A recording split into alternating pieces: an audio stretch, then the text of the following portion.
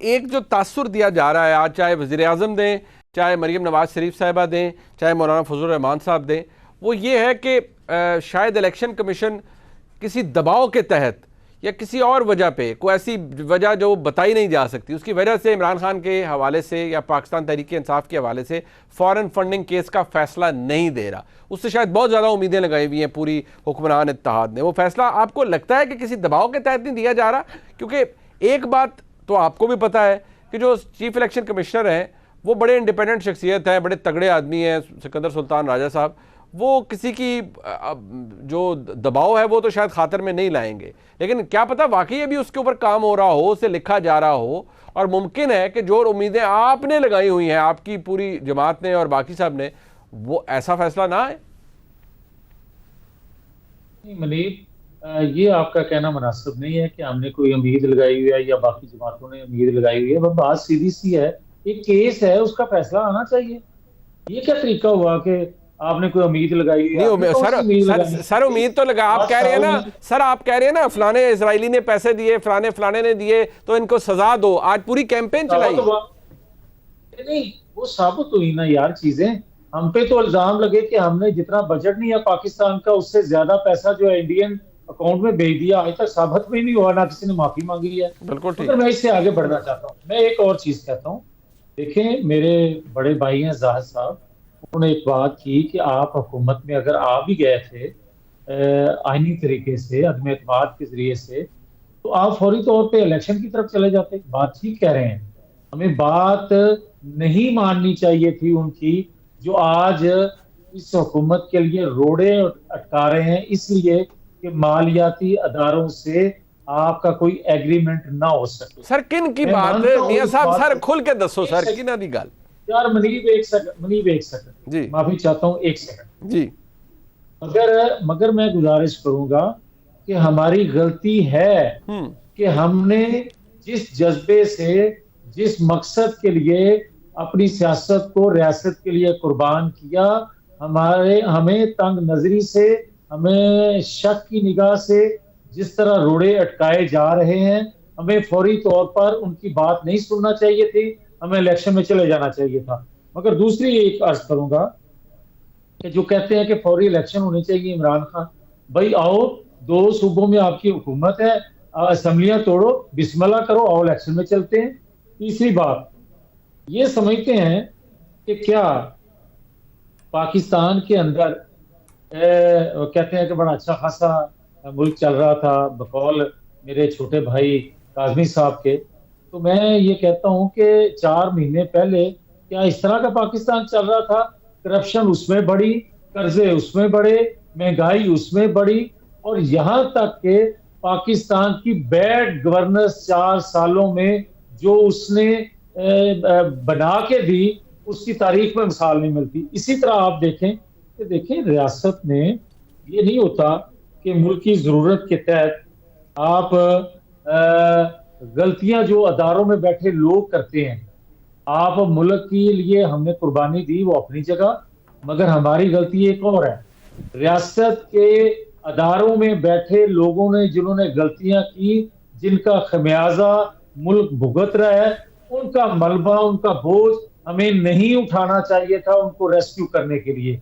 ये बात दुरुस्त है और इसी का फायदा इमरान खान उठा रहा है, मगर कौम हमें इस बात पे माफ करने के लिए तैयार नहीं है, और ना उसका दिया हुआ मैंडेट है हमारे पास कि हम उनकी गलतियों का मलबा हम उठा लें।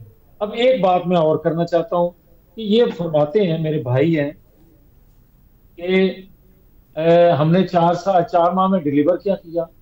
तो भाई जहां 17वें स्केल के बंदे की पोस्टिंग ट्रांसफर की इजाजत ना हो आपको, आप किसी करप्ट बंदे को पकड़ ना सकें, और यहां तक कि इमरान खान के खिलाफ बेशुमार सबूत होने के बावजूद आप उस पर FIR नहीं करवा सकते। पकड़ना दूर की बात, आपको क्या दूं, अच्छा, बेगुनाह होने के बावजूद, नवाज शरीफ होने के बावजूद, मरियम नवाज शरीफ के बेगुनाह होने के बावजूद 4 में मियाँ साहब की ऑडियो का थोड़ा मसला आ रहा है, मैं इसको ठीक करवाता हूँ। मियाँ साहब को थोड़ा ऑडियो का मसला आ रहा है। अरे सर मैं थोड़ा आगे चलता हूँ। मियाँ साहब आपका ऑडियो का थोड़ा सा मसला है, हम इसको रेक्टिफाई करवाते हैं।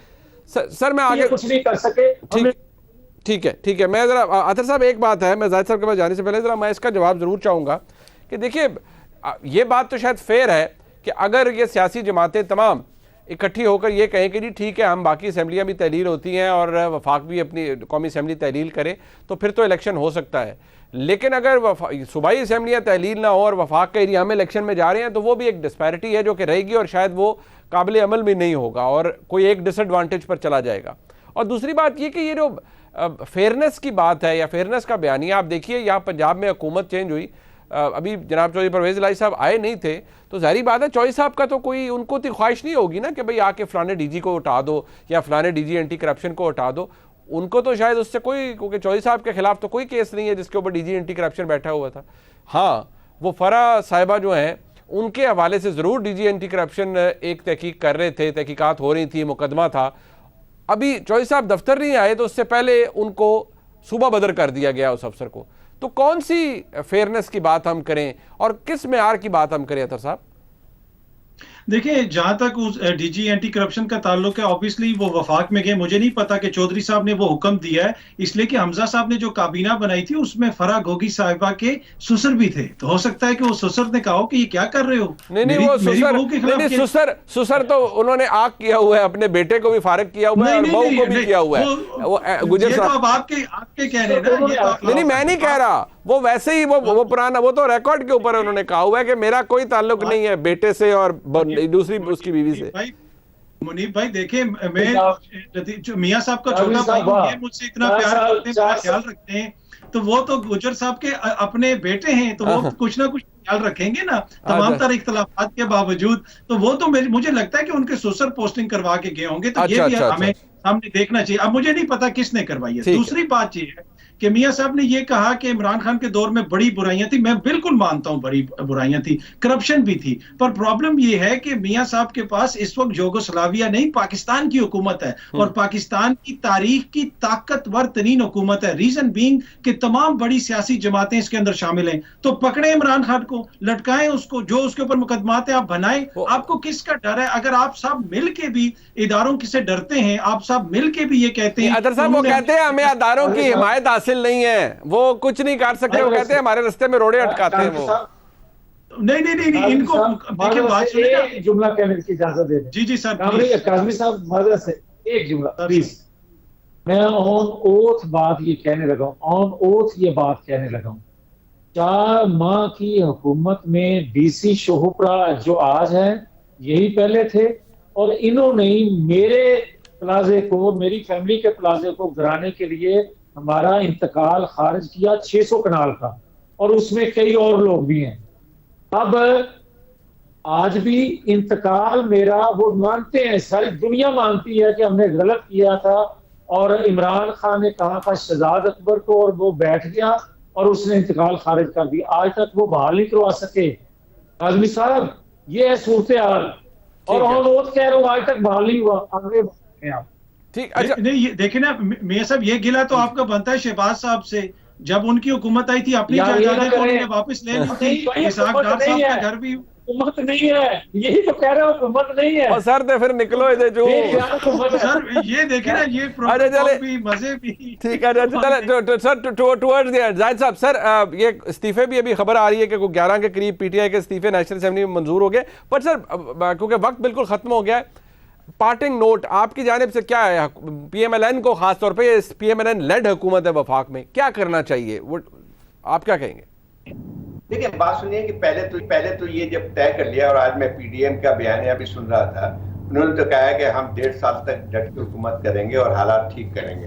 तो उस पर फैसले पे फिर कायम रहना चाहिए।